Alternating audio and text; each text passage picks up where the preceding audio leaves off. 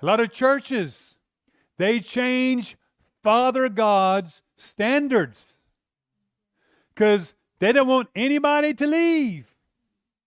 Oh no, don't feel bad. God doesn't really mean that. I mean, He doesn't care if you do this or that or this or that. He understands.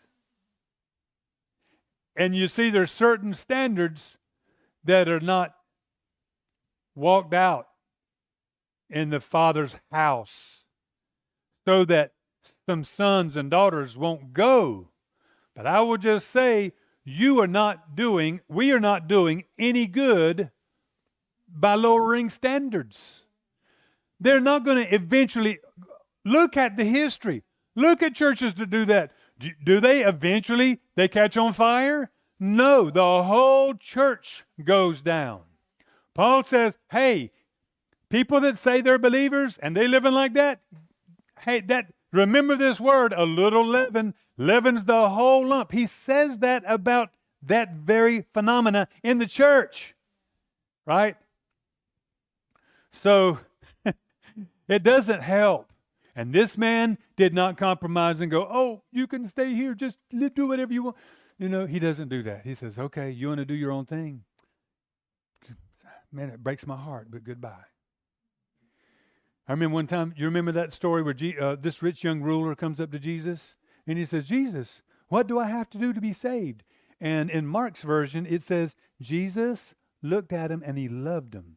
Now, I think the reason why it says he loved him at the front of that verse is he's trying to convey the way this word came out of Jesus. Because what Jesus says is, sell everything, give it to the poor and come follow me. I don't think Jesus goes, sell everything, give it to the poor and come follow me. He's pleading with him.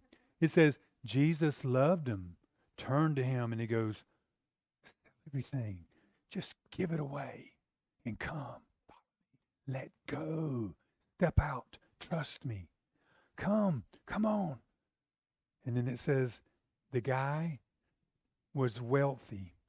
He heard what Jesus said. He turned and he walked away because he wouldn't let go. Now, why did Jesus tell him, let go of everything? Because he knew that was what was holding him back.